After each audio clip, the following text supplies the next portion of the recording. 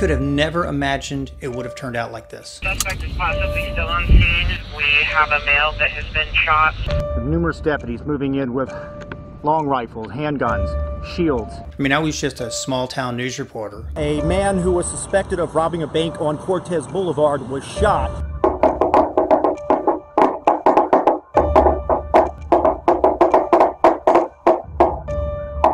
Covering crime, crashes, human interest stories.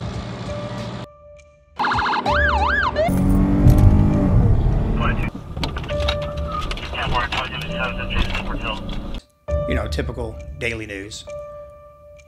I guess you could say I was addicted to the adrenaline rush of beating the big broadcasters.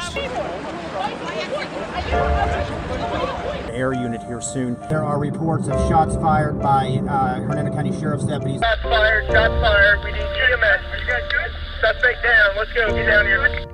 I mean, people loved it. It was more than just news. It was entertainment. I love those pink signs, women for trouble. Well, we feel confident about our work, our plan, our campaign, and our message. So it's good. That's going to, other than the peephole. Not abandon Americans to die. Then, well, you know what they say about opening Pandora's box. Violence, drugs, thefts, and even prostitution. That's what people say is happening in and around a local domestic violence shelter, and you, the taxpayer, are flipping the bill. It's a horrible place. It's filthy.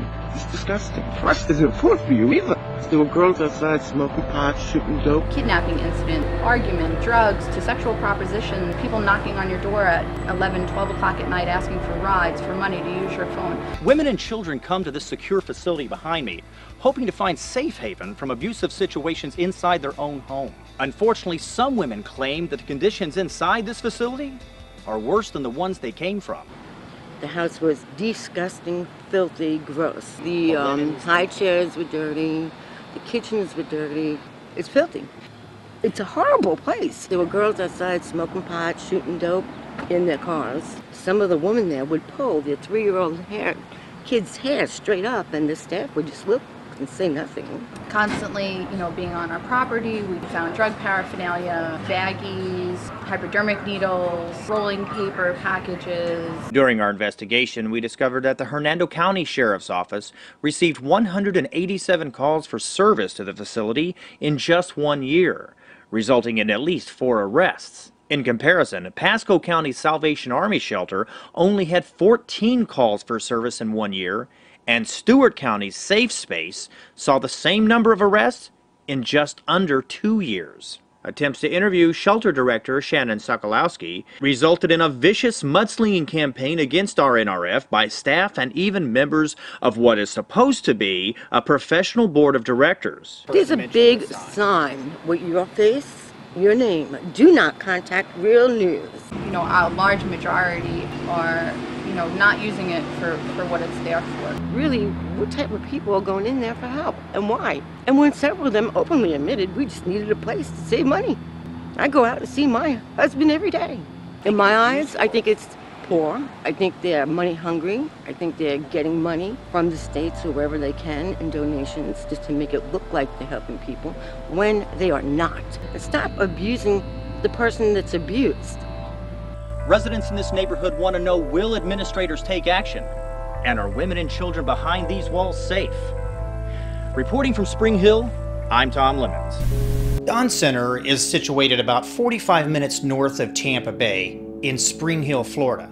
It's one of 42 nonprofit shelters in Florida that receives most of its funding through the Victims of Crime Act, which is part of then Senator Joe Biden's other failed piece of legislation, the Violence Against Women Act.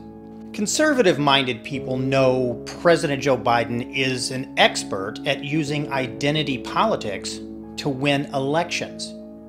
His entire 2020 campaign was based almost exclusively on diversity. A paradox as illogical as saying Fidel Castro and Adolf Hitler were champions of human rights. The Violence Against Women Act is essentially the crux of radical feminism in America. VAWA is just a multi-billion-dollar piece of pork that destroys families and does nothing to stop domestic violence. Erin Peasy established the very first women's shelters in the world, but says radical feminists with a Marxist agenda have weaponized her life's work to destroy families. In that the shelters, the refuges, in most cases, are money-making machines. They're huge salaries, and essentially what's happened in the last 50 years, that various governments have actually funded women's movement. Well, it's a pot of gold. Billions and billions of dollars across the Western world has gone down the drain and been abused fraudulently. These feminists had nothing to do with women. They were Marxists. And they always said, the Communist Party always said, subvert the women first, and then you subvert the family. And it worked. It has worked. It's worked very, very well. Before you think this is just another radical right-wing hit piece on Democrats, think again. Republicans are just as guilty, if not more, of signaling their virtues by waving the VAWA flag while all along knowing they are taking part in the destruction of the nuclear family. And now you know why President Trump was virtually assassinated by the swamp for attempting to drain it. I'm about to show you what happened to this anti-establishment reporter after I exposed the criminal activities of a corrupt sheriff, state representative, judges, county clerk, and several other elected officials. Good afternoon, Commissioners. My name is Ashley Weeder, and I know I only have 3 minutes to explain a very serious problem with what many believe is a wonderful organization in our community, and I'm talking about the Dawn Center. And the women would meet over by the gate, and they would trade like drugs back and forth and money and whatnot. And you can be stumbling around here and drinking and falling off the edge of the table, chair, and you can stay. Just put them to bed. Apparently they use the filter to soak up liquid on a spoon, and that's what they use to inject into the needle. I've seen abuse. I've seen neglect, both verbal and physical abuse. We have women bringing even the guys that they are in here running from to the gate. it's like you think that they would be there to protect the women, but they honestly are probably just there for a paycheck. Kicking her 3-year-old son, and she kept kicking him. Are you good yet? Are you good yet? I was taking girls in the morning to get Suboxone treatment. You know what I mean? You're a hazard to kids that's walking around here. You're a hazard to staff. You're a hazard to yourself. I am guilty of answering that hotline and selling a program that didn't exist. It seems to me that the politicians are just using the facility to help launch their careers and are hiding the criminal activity that goes on inside. Ashley Weeder was one of the first former Dawn Center clients to speak publicly about the overt criminal activity taking place inside Dawn Center, and did she pay a heavy price? I went up before the Board of County Commissioners. Once I got home, I guess the people that I named really weren't too happy that I named them, like the sheriff and John Alaka. I guess they weren't really happy, so they ended up sending Detective Galarza to my house. They ended up getting my number somehow, like, we just want to come ask you some questions. Is it okay if we come over? And then I'm like, okay. And I'm like, do you need the address? They're like, no, we know where you live. Before I leave here today, I want to be sure that you understand what I'm saying. I want to make sure that nobody has asked you to bring this up. That's Mr. Lemons, that's Steve Champion, the chairman. We talked about Commissioner Alaka's wife being on the board. Yeah. The sheriff, who is the ultimate authority in the county, would not jeopardize his career and align himself with a facility that's doing something illegal. Yeah, nor would the state representative or any of these persons here. You know, because of Tom Lemons as well. Tom Lemons, about 3 years ago when you were talking about that time frame, he posted that video. Did anybody by the name of Tom Lemons tell you to call the sheriff's office? I find that any of this is fabricated or somebody put you up to it, you're going to have a separate issue here, because I don't want to go back and start filing a report that's going to go to the state, and then I find out later Ashley lied, and then I got to take Ashley to jail for lying. Dawn Center was supposed to be a refuge from abuse, but the trauma of living in the facility and the subsequent mafia-style threats to shut her up proved too much for Ashley to handle. Immediately after the unsolicited interrogation by Detective Galarza, Ashley attempted suicide and temporarily lost her children. Like after he left, I was just so shooken up, and then I ended up becoming suicidal, and I ended up trying to overdose. And I got put in the hospital for about 2 weeks, and then after that, I ended up actually losing custody of my children because of my breakdown. The one victim named Ashley confided in me that she was harassed so bad by law enforcement for saying negative things about the sheriff that she tried to commit suicide and ended up fleeing this county. I was working at the hospital at the time, the night that she came in after trying to commit suicide. There were several deputies standing guard at her door so no one could talk to her. Never had that been done before unless they were under arrest. Former Don Center clients, employees, and neighboring residents claim drug and alcohol abuse, child abuse, and even prostitution are commonplace in and around the compound, and that administrators knowingly allow criminals and parental kidnappers to hide inside the facility. We are not a drug facility. We are a domestic violence facility. Another thing we were told about the alcohol abuse was, nobody can tell you not to come home drunk, can they, Sandra? This is their home. If they want to come home drunk, we can't tell them they can't, or we're no better than the abuser. I caught several women doing drugs and or drinking, and was told as long as they're not disturbing others to leave them alone. That they were probably drinking or doing drugs because they were a victim of domestic violence. I called in an abuse report on a woman for abusing her children and was informed that we do not do that. We do not get other people involved. That she is probably angry because she is a victim of domestic violence. Out and out kicking and beating a child? Well, we can't get involved with that. Okay, so you're promoting domestic violence on a lower level, and nobody's intervening. I went to staff. They have the right to discipline their child any way they want. Can't remember this woman's name. She was actually going to the methadone clinic and would sleep in her car in the parking lot, or pass out in her car in her parking lot. It's like one great big party house. After dinner, they all would get drunk or high on whatever.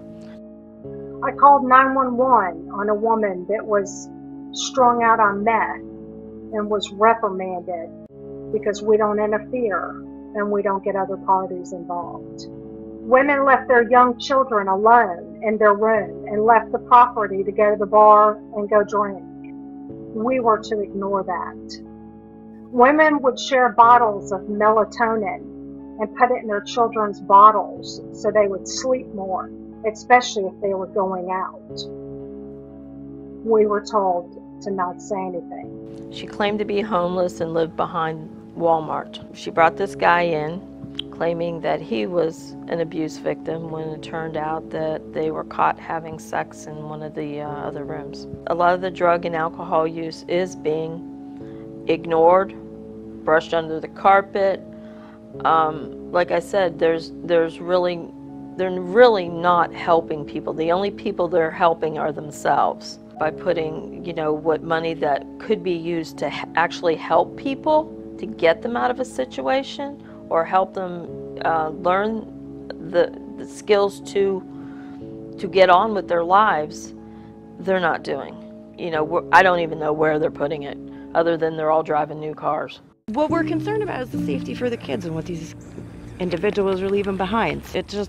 We don't need to find torches and needles and spoons and knives for the little ones to play with, The drugs, the whatever else is going on, the prostitution. Do you want me to do anything Something for you? $5, yeah. Went up and asked him, what can I do? Can I give you some oral sex? We witnessed somebody giving somebody a blowjob, sorry to be so frank, and we yelled and they just kept doing it. Fence. And this happens too right here. Cars just stop and park, and they'll park down here, they park around the areas, they park everywhere. What do you think they're doing? Are they picking picking people up? Yep. Okay. This may surprise you, but according to numerous witnesses, Dawn Center administrators prefer homeless, drug-addicted prostitutes over actual domestic violence victims. Why? Because they aren't going to complain about the deplorable conditions, federal fraud, or other criminal activities. Rachel Stafford is one of many women who did complain and was immediately removed from the facility after she threatened to talk to this reporter.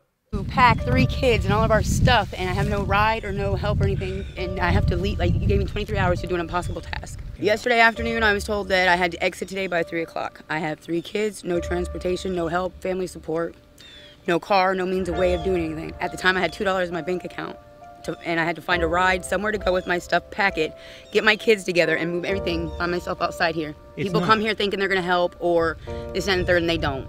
Well, there were women that would go there.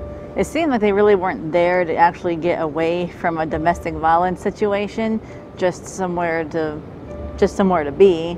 If you pick out 100 women that have stayed in the Dawn Center, maybe 10 of them were true victims of domestic violence or sexual assault. The rest were homeless, junkies, prostitutes, you name it. Yeah, I would say, Tom, out of 40, I may have had 5 legitimate families that needed that service. Employees say Dawn Center is part of an elaborate human trafficking operation that allows administrators to move families from shelter to shelter around the country in order to meet federal funding guidelines. Word got around that you could stay at the shelter for 4 months if you're homeless by lying. We were taught how to get them to lie without them knowing that they were lying. And we were told to show them how to say it. Like, if you were a victim of domestic violence within the last 2 years, if you tell me that, then you can stay here 4 months. Word also got around that if DCF came knocking on your door, you could flee and stay at the shelter, and not even a judge could do anything about it. A woman could kidnap her children and go underground from shelter to shelter all over the United States. So say you're a husband and you get an argument with your wife, or you decide to get a divorce, and she kidnaps your children. She can go to the Dawn Center and there's nothing you can do about it. There's nothing law enforcement can do about it. There's nothing your attorney can do about it. And when she's done her 4 months at the Dawn Center, we can transfer her to another shelter anywhere in the United States, and we will pay her bus fare. Please explain to me how the sheriff can sit on that board, Mr. Nienhaus, where he was taking girls from our facility, and while they were in jail, he was trying to help rehabilitate them. When they got out, guess where they got to go? Back to the Dawn Center. Guess who brought them? A sheriff's member. Commercial airline pilot Aaron Puyana contacted RNRF in 2017 after his ex-wife kidnapped their 9-year-old daughter. The mother, Kristen Hooper, is a Canadian citizen and knew she could hide out at Dawn Center while making arrangements to flee the country. Dawn Center and local officials refused to assist the father in recovering his daughter, forcing Pasco County detectives and federal agents to intervene. Police and CPIs were knocking at the gate, and we were told to warn the women and to not confirm or deny that they were there. What is the biggest motivator of any criminal enterprise? Money. And why do you think most organizations like Dawn Center are nonprofits? To stave off pesky reporters who try to make public records requests.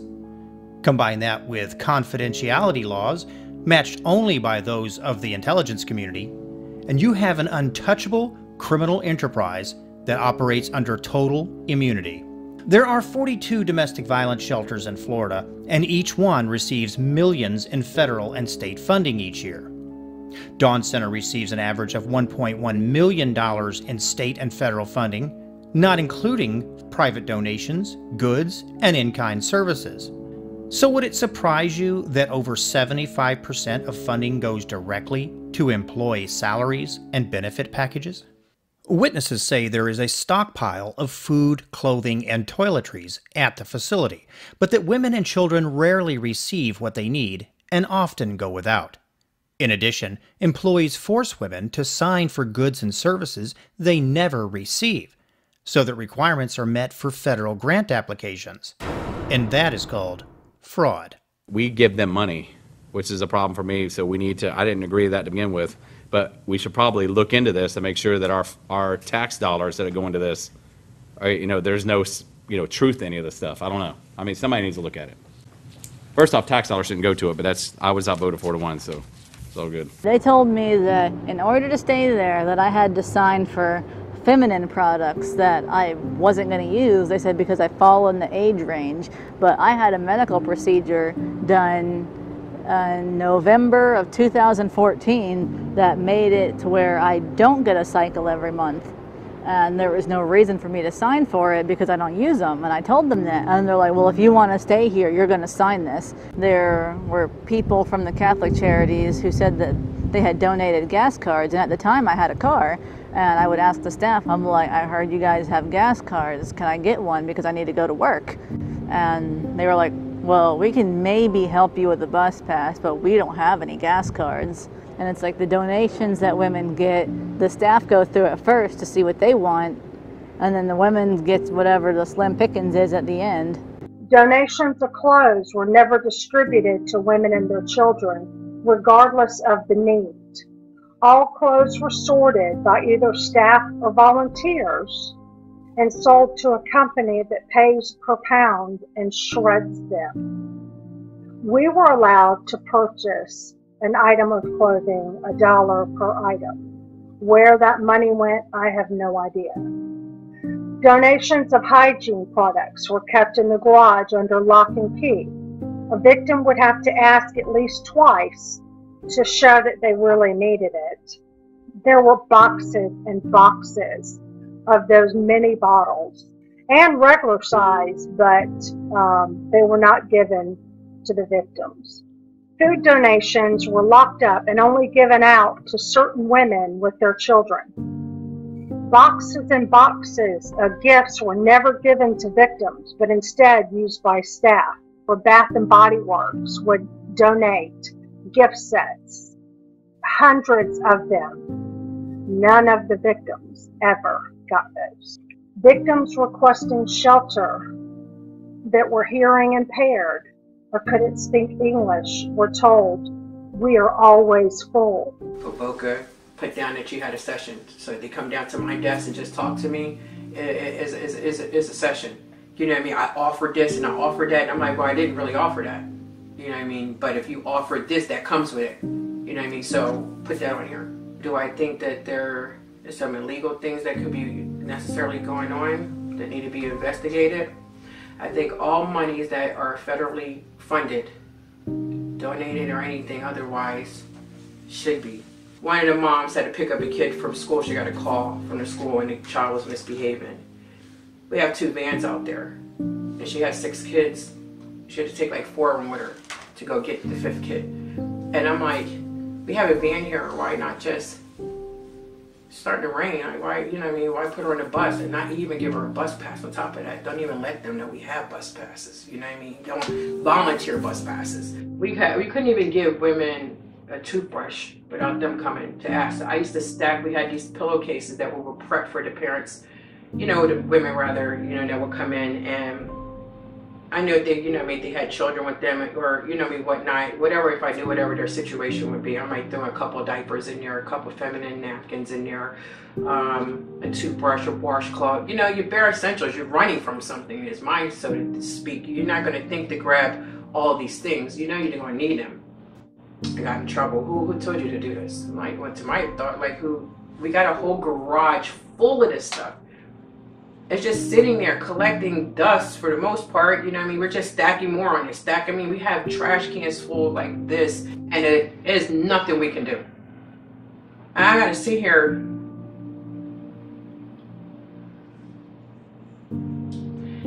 go against my own integrity, my own morals, my own ethics, and watch this poor young girl sit on this camera for over 6 hours with no gas. And you can't help her. It's not your problem. It's not our problem. And her buzzed down there and asked for assistance. Then to say and nothing I can do. When I know, like, I don't have much. I don't.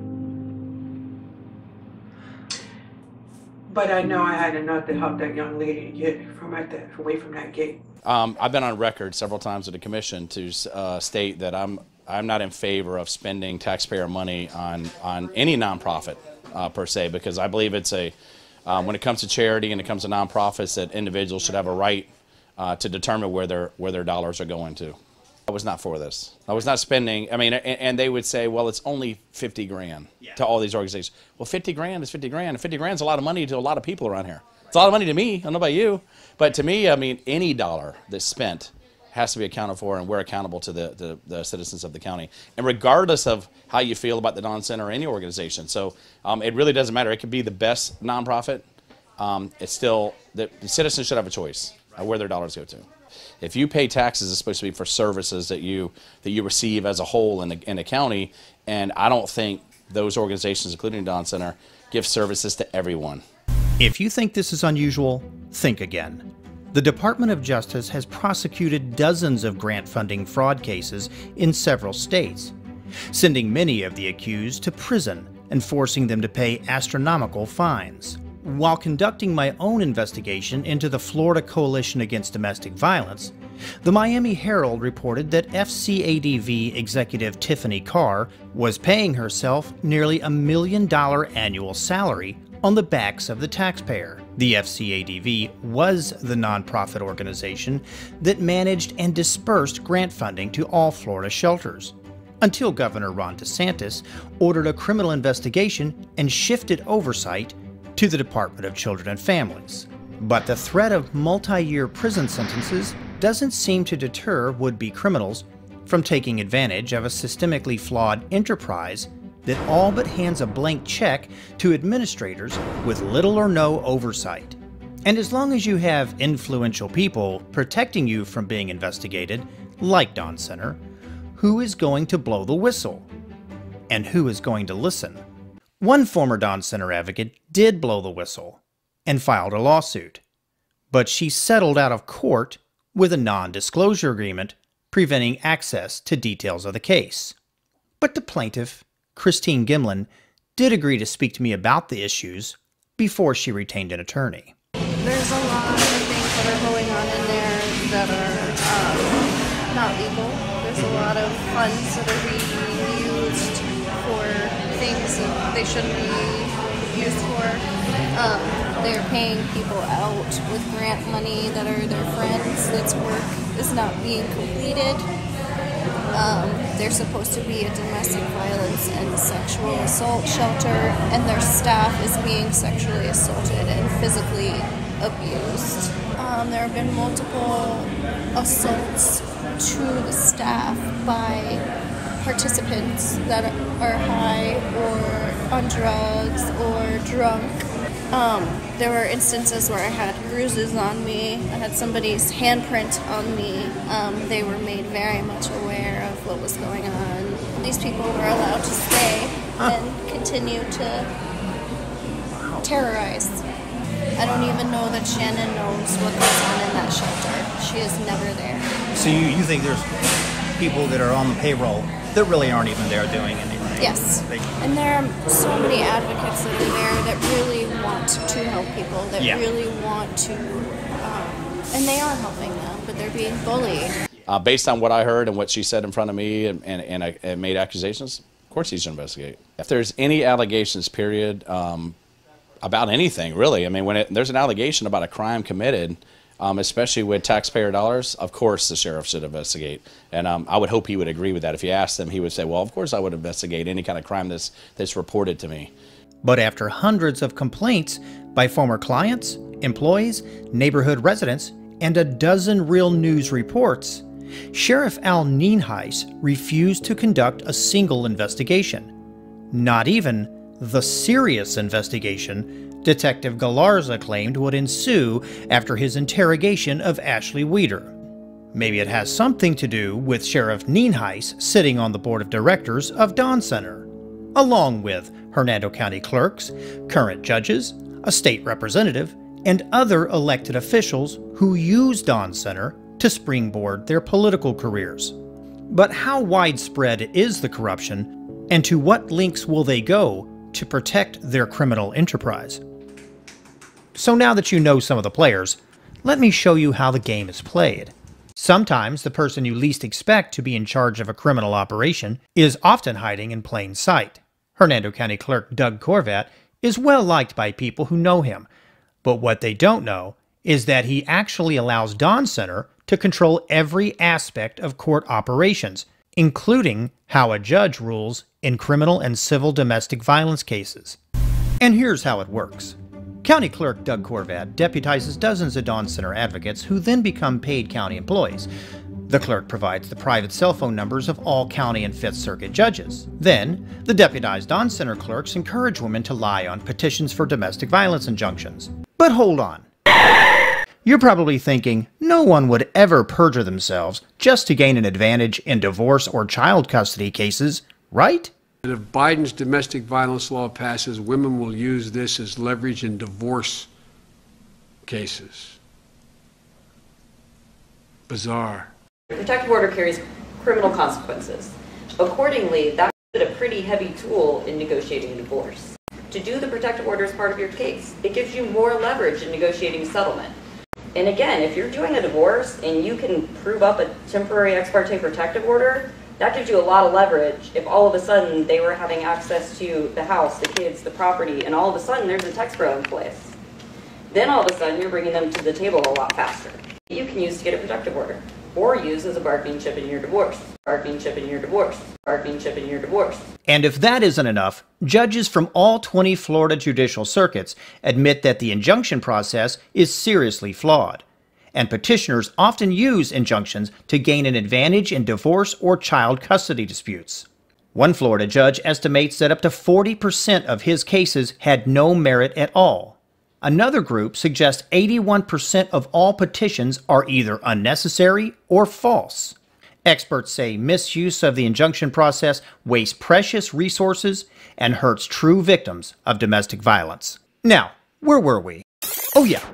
After that, the clerks contact judges on their private cell phones to discuss any civil or criminal case, which is a clear violation of Florida's Judicial Code of Conduct. This sinister scheme allows Dawn Center to qualify for grant funding by keeping domestic violence statistics high, and it secures a seat on the bench for any judge who plays along. And let's take a closer look at each judge. Judge Kurt Hitzman used to sit on the Dawn Center Board of Directors until I exposed the conflict to the community. He quickly resigned from the board, but still presides over domestic-related cases. Former Clerk of Court Don Barbie also sat on Dawn Center's board, and he's now a Hernando County judge. Former Hogan Law Firm attorney George Angelitis used to be Dawn Center's attorney, and was subsequently appointed as a circuit judge, until he recently was voted off the bench. After uncovering this blatant conflict, I thought maybe this is going on around the state. But was I wrong?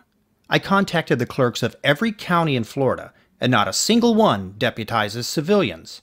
And under no circumstance do they hand out the personal phone numbers of every judge. None of them engage in the same nefarious gender-driven political scheme with a nonprofit like the Fifth Circuit and Hernando County. So you're telling me this for the first time, so I don't know that. And I know a lot of the judges, and I respect them. I think they do a good job. I mean, some better than others, I get it. Yeah. I mean, I've openly supported some, and politically too, even giving money to their campaigns. I think they're important. Law enforcement's important, the judges are important, but of course they shouldn't be biased. I think that's something we could talk to the clerk's office about, and hopefully Doug will talk to you, or you try to, and say, should you be doing this? And to be honest with you, you just made me aware. I'll talk to him. Yeah, please. And I'll ask, and I'll say, hey, should we be doing this? I need to speak with Doug. Was on his way to the courthouse. Is Doug available? No, he's not. I think he was at our Spring Hill office today. Oh, he is? Okay. I tried several times to speak with Doug Corvat, judges, and Fifth Circuit officials about their incredulous business arrangement with Dawn Center. But the gatekeepers weren't having any of that truth and transparency nonsense. After 10 years of reporting news from inside the Hernando County Government Center, I was suddenly banned from bringing cameras into the facility, and given a stern warning by Fifth Circuit General Counsel Roy Wolgamuth that if I continued asking questions, I would be subject to arrest. Every well-organized criminal enterprise has a hierarchy of individuals who have a specific skill set.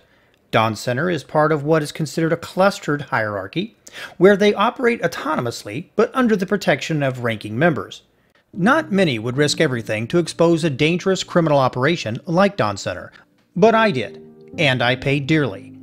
Over the course of my multi-year investigation, I endured slander campaigns, bribery attempts, intimidation, threats, and I eventually lost my news website to a fraudulent business deal with individuals who were colluding with Sheriff Nienhuis.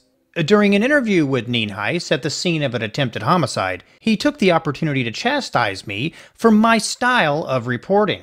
I want to tell you I'm a little disappointed in your style. Yeah, I think you're getting some misinformation. It's very inflammatory and frankly, it's beneath you as a professional journalist. I think you need to be a little more neutral when you ask those questions. Are you recording that? Yeah, I mean, Well, I didn't plan on being on the record. If you could stop it, I want to talk to you. Soon after that meeting, I was attacked inside a local nightclub by several women who also didn't like the style of my reporting. And despite clear exculpatory video evidence that I was not the aggressor, and a statement from bar owner Rob Stars that I never touched anyone, Sheriff Nienhuis jumped at the opportunity to send one of his Dawn Center Gestapo thugs, Deputy Michael Renskowski, to arrest me. Why Deputy Renskowski? Because his aunt is a former Dawn Center board president. Now, prior to that arrest, Sheriff Nienhuis teamed up with several women who filed false reports in an attempt to have me arrested. Former Dawn Center Administrator April Johnson, who led the slander campaign against me for several years, filed a report alleging that I stalked and threatened her. The only problem is, I've never met April Johnson, nor have I ever had a conversation with her. When detectives asked her to provide proof, she was never able to provide that evidence. Now, on or about the same day, two other women known to Sheriff Nienhuis and Dawn Center filed almost identical complaints. But just like with April Johnson, I had neither met nor spoken with either woman in my entire life. Thanks to a certain honest deputy, I was tipped off about the nefarious scheme before I was formally notified of the investigations. I quickly filed my own complaint after Sergeant Brandon Cox and a second deputy suggested that Sheriff Nienhuis was victim shopping, which means to have someone file fraudulent complaints against an innocent person. Do you think the sheriff is victim shopping? I was Sergeant Brandon Cox. I didn't understand why it was being handled the way it was. Do you think he is orchestrating these in some way or has some part in this? Oh, absolutely. I'm sure he's, even though he's not CC'd on my emails, I don't have any doubts. And if the FDLE agent asks, hey, do you think we should investigate the sheriff? I mean, what would you say? Yes. There's things I don't agree with that don't add up, don't make sense to me. Now, all three investigations were immediately abandoned after detectives discovered they had provided false information in sworn written statements. Detectives even suggested there were grounds for arrest, but once in the hand of the state attorney, they quickly dismissed all three cases and declined to prosecute. Note to self: lying to law enforcement in an effort to have someone falsely arrested isn't illegal in Hernando County. The Florida Department of Law Enforcement pretended to conduct an investigation, but they didn't even bother speaking with the deputies who testified that Sheriff Nienhuis was victim shopping.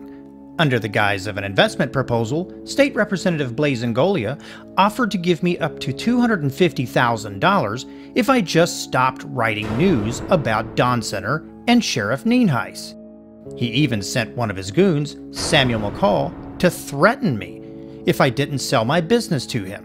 When all else failed, the mob orchestrated a foolproof plan to steal my business and make sure I was completely canceled. Thomas Barnett is a longtime political lobbyist who has helped candidates like Commissioners Wayne Dukes and accused sex trafficker Nick Nicholson win local elections.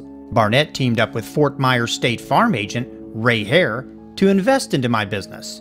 I had no idea Ray Hare was conspiring with Sheriff Nienhuis behind the scenes to develop another false attempt at my arrest. And it worked. You can read the details of that case in my book, Victim Shopping 101.